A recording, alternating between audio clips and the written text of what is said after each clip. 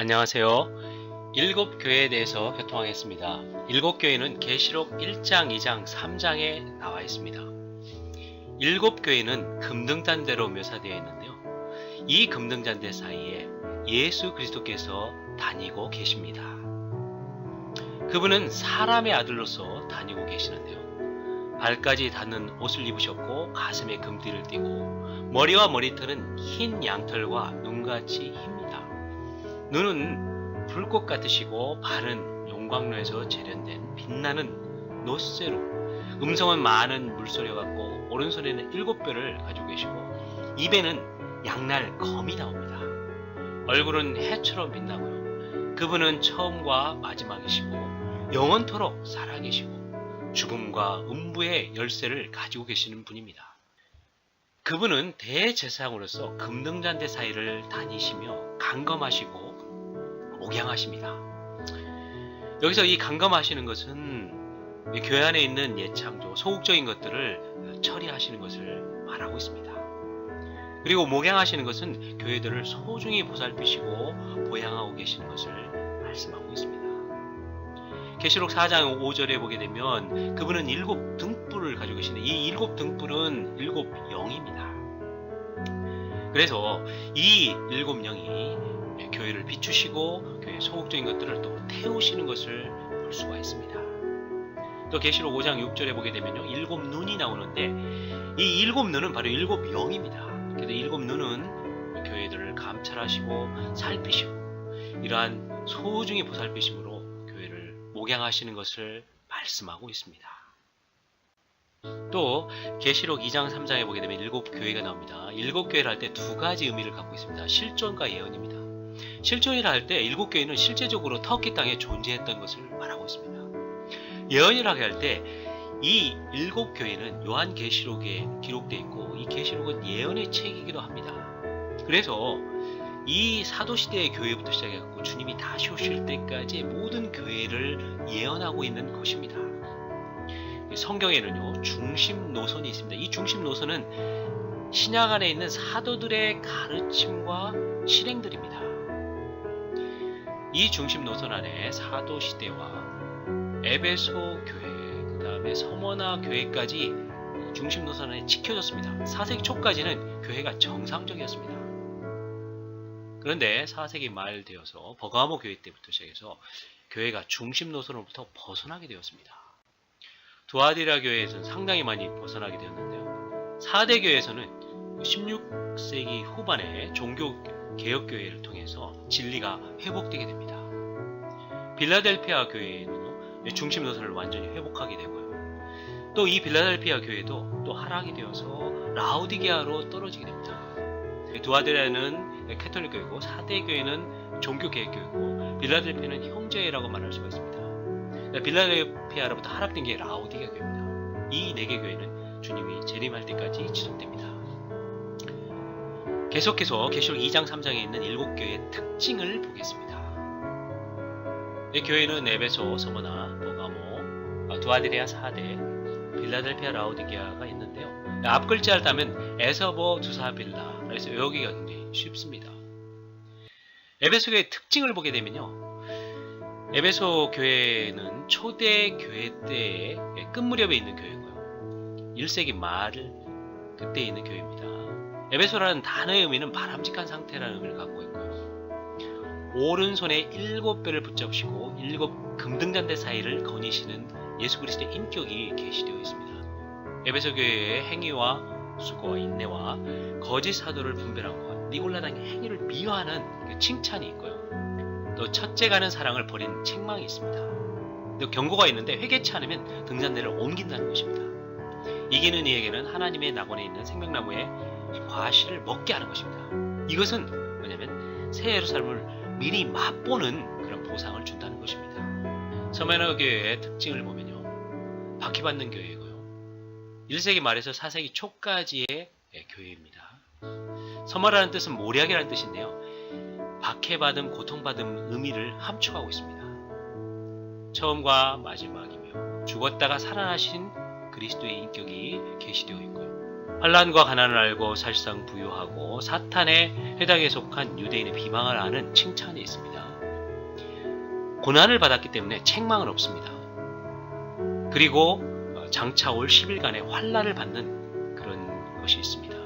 그리고 이기는 이들에게는 생명의 면류관, 둘째 죽음의 해를 받지 않는 보상을 받게 됩니다. 버가모 교회의 특징을 보게 되면요, 세상과 결혼한 교회고요. 4세기 초부터 6세기 후반까지의 교회입니다. 이 버가모라는 뜻이 뭐냐면 결혼, 경관, 탑이라는 의미를 갖고 있고요. 양쪽에 날이 선 날카로운 칼을 가지신 분, 그러한 예수 그리스도의 인격이 계시되어 있습니다. 신실한 증인 안디바의 충성과 믿음을 지키는 칭찬이 있습니다. 여기에 책망이 아주 심각한데요. 사탄의 권자가 있습니다. 이 교회 안에 사탄의 권자가 있을 수 있습니다. 발람의 교훈을 지키고 니골라당의 교훈을 지키는 건데, 발람은 머리 대신 그리스도를 대체하게 하는 거고, 니골라당의 교훈을 지킨 것은 몸을 파괴하는 것입니다. 경고는 회개하지 않으면 주님의 입에 검으로 그들과 싸운다는 것입니다. 이긴 이들은 감추인 만나를 주고 힌도를 주고 그 위에 새 이름을 기록하는 보상을 받게 됩니다. 두아드라의 특징을 보게 되면 변절한 교회고 6세기 후반부터 주님이 오실 때까지 계속되는 교회입니다. 두아드라는 뜻은 향기로운 끊임없는 희생 제물이라는 뜻을 갖고 있고요. 눈은 불꽃 같고 발은 빛나는 노스와 같으신 하나님의 아들의 그 인격이 계시되어 있습니다. 두아드라 교회의 일들과 사랑과 믿음과 봉사와 인내가 나중에 행한 것이 처음보다 많다고 칭찬하고 있습니다. 이세벨을 용납하고 제사와 우상으로 가득하고 사탄의 깊은 것이 있는 것을 책망하십니다. 이세벨을 용납한다는 것은 영적 간음을 행했다는 거고 세상이 교회 안에 들어왔다는 것을 말하고 있습니다.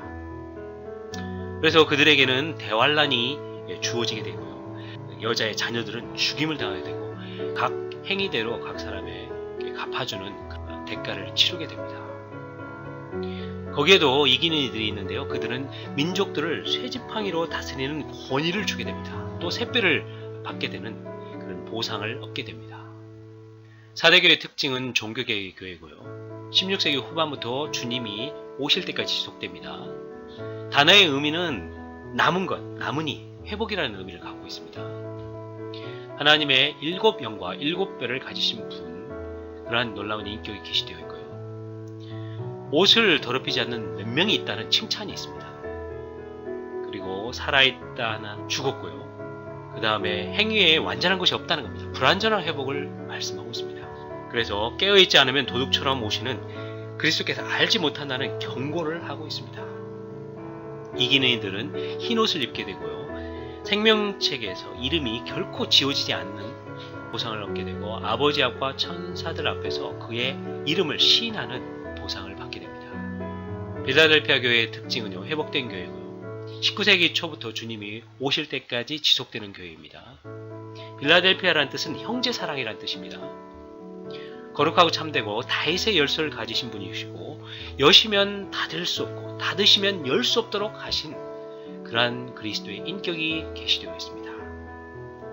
적은 능력으로 말씀을 지키고 주님의 이름을 부인치 않고 사단의 회당에 속한 유대인 거짓말하는 사람을 굴복시키는 칭찬이 있습니다. 책망은 없고요. 가진 것을 굳게 잡아 멸류관을 빼앗지 못할 필요가 있습니다. 이기는 이는 시험의 때를 면하게 되게 되고 하나님의 성전의 기둥이 되게 하는 겁니다. 그리고 하나님과 새 예루살렘과 주님의 이름을 기록하는 것을 볼 수가 있습니다. 시험의 때를 면하게 한다는 것은 대환란을 면하게 한다는 겁니다. 정말 바람직한 교회입니다. 라오디게아 교회는 회복에서 타락된 교회고요. 19세기 후반에서 주님이 오실 때까지 지속되는 교회입니다. 라오디게아라는 뜻은 사람들이나 평신도들의 의견과 판단입니다. 여기에 아멘이시고 신실하고 참되신 증인이시고 하나님의 창조의 시작이신 그러한 예수 그리스도의 인격이 계시되어 있습니다. 차지도 않고 덥지도 않고 스스로 부여하다나 곤고하고 가련하고 가난하고 벌거벗은 것을 모르는 그런 책망을 하고 계십니다. 이 라오디게아 교회는 금과 흰옷과 안약을 살 필요가 있고 열심을 내고 회개할 필요가 있습니다. 거기에 이기는 이들은 주님의 보좌에 함께 앉은 보상을 갖게 됩니다. 여기 7가지의 그 특징을 봤는데요. 우리가 가장 바람직한 빌라델피아 교회가 될 필요가 있고, 여기에 예수 그리스도의 인격을 아주 충만히 누릴 필요가 있고요. 칭찬받는 그런 교회가 될 필요가 있습니다. 또 책망과 경고와 기타 여러 가지 것들을 우리가 받아서 거기로부터 벗어날 필요가 있고요. 이 시대에 이기는 자들이 될 필요가 있습니다. 올바른 노선, 교회의 올바른 노선, 교회의 정통 가운데 있기 원합니다. 성경의 중심 노선 안에 지켜지는 교회 가운데 있길 원합니다.